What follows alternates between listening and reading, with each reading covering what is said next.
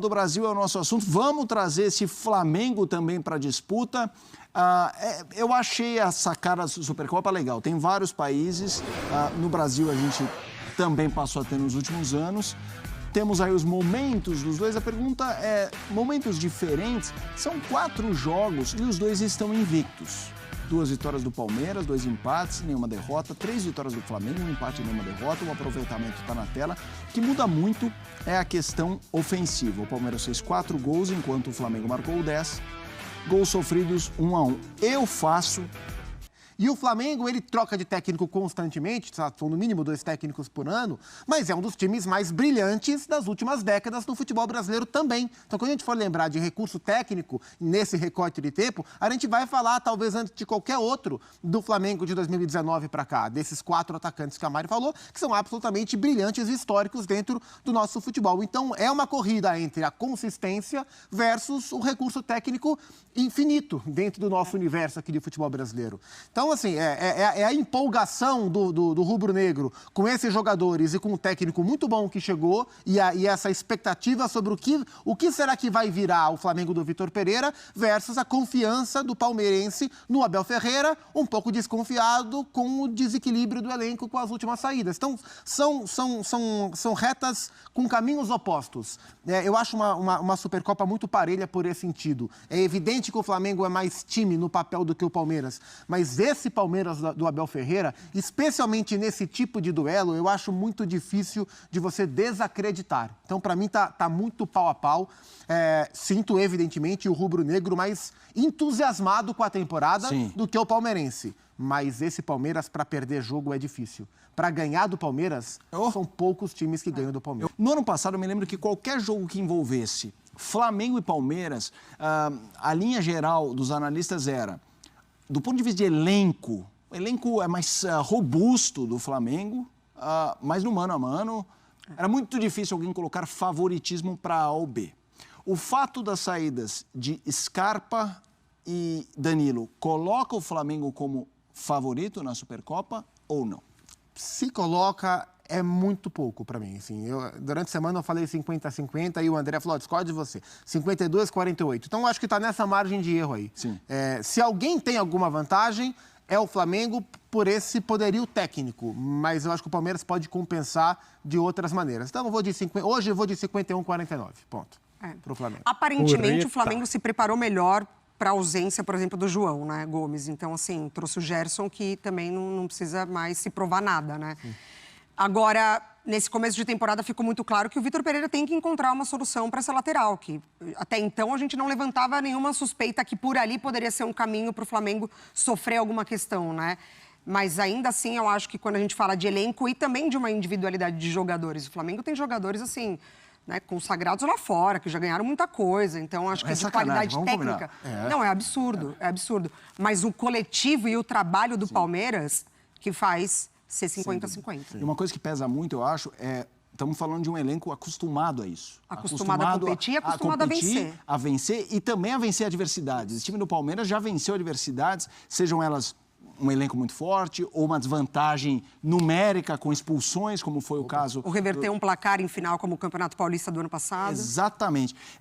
Mas o que eu acho para esse jogo específico é o Flamengo num dia infeliz, sabe, um dia que não está muito encaixado, vai conseguir competir com o Palmeiras. O Palmeiras precisa estar azeitadinho. Um dia infeliz do Palmeiras. Exato. Mas a questão é que, em via de regra, esses dias nas mãos do Abel Ferreira, eles têm sido dias mais felizes do que infelizes. Você tem o confronto contra o Atlético Paranaense, não foram confrontos felizes para o Palmeiras de fato. Eu já acho que ali, até estrategicamente, o Filipão foi mais inteligente naquele duelo do que o Abel Ferreira. Mas, no mais, a gente vê o Palmeiras crescendo muito nesse tipo de jogo. Então, eu acho que é justamente pela característica do confronto que o Abel pode encontrar soluções. Agora, não sei, a gente já viu em duelos contra o Flamengo e contra o Atlético Mineiro, quando o Atlético estava no mesmo patamar, o Abel pensando em soluções, em novidades, em surpresas para o confronto. Não sei se para o jogo de sábado, se ele vai pensar em alguma surpresa, mudar o posicionamento, tirar alguém, colocar alguém, ou se ele vai com o time que a gente já sabe. Porque o Vitor Pereira vai. O máximo que o Vitor vai fazer é trocar o lateral, trocar o Varela pelo Mateuzinho, que é o que eu faria. No mais, eu não acho que ele vai mexer em nenhuma outra posição do time. Agora, o Abel ele pode pensar em alguma coisa para tentar diminuir essa diferença técnica, potencializando o lado estratégico. Ele é capaz e ele gosta, né? Aquela história de ele tem um plano, não sei qual plano o Abel tem para o jogo de sábado. Ao mesmo tempo que eu ressalto que é muito legal, a Supercopa do Brasil, lá fora tem, aqui a gente sabe como é no Brasil, a chapa é muito quente. Então, assim, óbvio que um Real e Barcelona na Supercopa da Espanha tem peso, porque um quer ganhar no outro, mas ninguém vai derrubar o Xavi. Também não acho que ninguém vai, ainda mais o Abel e o Vitor Pereira, ninguém vai derrubar, mas que vão azucrinar, não vão. A gente conhece o futebol brasileiro. Por isso eu te pergunto, para quem pesa mais, falando de clubes? Depois a gente vai em personagens, Sim, o pai. eu acho que para a temporada não vai impactar assim. Eu já falei isso aqui, acho que a Supercopa não tem relevância alguma para a temporada. O ano de ninguém vai ser bom ou vai ser ruim porque ganhou ou porque perdeu a Supercopa, porque ela não é um campeonato importante nesse sentido. Na hora de contar título no fim da temporada, até esquecem às vezes, né? Ah, teve a Super... Eu acho que ela vai ter uma importância para o agora. E para o agora... ela pode ter uma derrota na Supercopa, assim, uma vitória, ela vai ter um peso maior para o Flamengo, na minha visão. Porque uma vitória na Supercopa, o título da Supercopa para o Flamengo, vai dar uma impulsionada no Flamengo para o próximo objetivo da temporada, que é o Mundial, que é o grande objetivo. Então, para o Flamengo, vencer a Supercopa cresce em confiança para o Mundial. Uma derrota, eu acho que vai impactar mais no Palmeiras. Eu acho que uma derrota vai reforçar a narrativa de que, com esse time não pega o Flamengo, tá? Para a temporada. Então, acho que no curto prazo, e é o único instante que eu acho que a Supercopa vai ter repercussão, eu vejo nesse sentido. A vitória impulsiona mais o Flamengo e a derrota gera mais ecos para quem está reclamando do Palmeiras. A gente vai entrar nessa questão de personagens. Um personagem muito relevante está ali na tela, ó. Tá comemorando. Tá comemorando o quê, Vitor Pereira? O jogo ainda não foi. Mas, tá certo, tem que trazer boas energias para essa final. A gente vai falar do Vitor Pereira, porque ele quer, nessa final, quebrar um tabu. Que tabu é esse? A gente conta agora. Se eu vos dissesse que este jogo tem transfer para o jogo do Palmeiras, estava a dizer uma mentira muito grande, não é? O nível do Palmeiras não é este, o jogo deles não é este, é um jogo muito diferente, portanto eu estaria a mentir se vos dissesse que neste jogo que deu para preparar, ou há semelhanças com o jogo que vamos encontrar com o Palmeiras, portanto.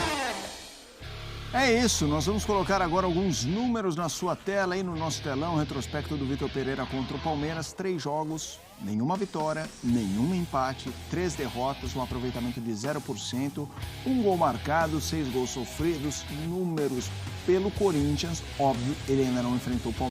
Esses números aí, cara, não servem de nada pra estatística, ele mudou de clube. Palmeiras treinando. O Flamengo e o torcedor rubro-negro tá falando, sai pra lá essa tela, mano. São águas passadas, essa fase do Vitor Pereira no Corinthians. Turma, vamos lá. A gente vai falar das individualidades, mas quando a gente vê essa reportagem do Pedro Torres sobre o Vitor, começando com o Vitor Pereira, depois a gente traz o pacote completo. O valor dessa Supercopa para Vitor Pereira. Tem o seu valor, né? Ele não conseguiu vencer o Palmeiras pelo Corinthians, mas ele nunca teve os recursos que ele vai ter agora para esse duelo, né? Então, acho que a chance que ele tem de aumentar esse percentual é agora. Em boa parte desses jogos aí, que ele perdeu, e perdeu assim de maneira cachapante, muitos deles, pelo Corinthians, era uma diferença de competição muito grande. O Palmeiras atropelava o Corinthians do Vitor Pereira em aspectos competitivos, em bola no meio-campo, recuperava intensidade. O Corinthians teve muita dificuldade para competir com o Palmeiras. E esse é um ponto que eu tô querendo observar para o jogo de sábado, que é o meio-campo.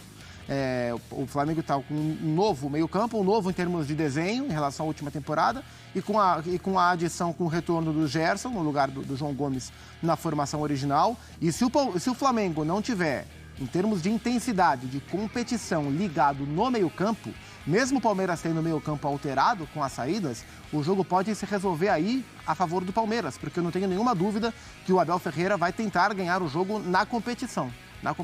Então, esse é um ponto que o time do Vitor Pereira, o Corinthians, sofreu muito na última temporada ao enfrentar o time do Abel, e que certamente ele vai tentar compensar com toda a qualidade que o Flamengo tem para esse jogo. Então, para ele é importante, em termos de individuais, se ele vencer.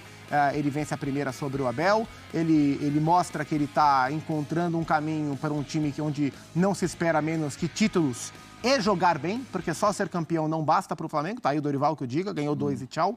É preciso ganhar, ser campeão e jogar bem. Então, um duelo contra o Palmeiras é o primeiro carimbo que ele vai buscar na cadernetinha para dizer que o Vitor Pereira é apto para tocar esse trabalho. E aí, Mari? Ele tem a vantagem de que o Abel nunca enfrentou o Flamengo do Vitor Pereira, né? E o Vitor já enfrentou esse Palmeiras do Abel, então ele pode ter um tempinho aí a mais para planejar alguma coisa. Mas perdeu um dos jogos, inclusive, pelos lados, né? Que foi o jogo que ele entrou com o Piton na esquerda e aí ali o Palmeiras deitou e rolou também, porque o Palmeiras muito forte pelos lados também, né? A criação do Palmeiras. Mas eu também estou bem curiosa para ver como que vai ser esse confronto, porque eu acho que os dois times podem encontrar buracos e soluções ali, né, no erro do adversário, ou enfim, na fragilidade do adversário. Mas eu estou muito curiosa para ver como que o Vitor vai montar esse lado direito. Porque com o Mateuzinho ali não esperando ser atacado, e é um corredor importante, o Flamengo ele encontrou na temporada passada uma arma ofensiva por aquele lado com o Rodinei, deu muito certo, e neste ano busca alguém que se encaixe nesse estilo, e se ele entra com o Varela, ele perde esse apoio. Então, tem ali um ponto bem interessante para o Vitor já agora ter que decidir.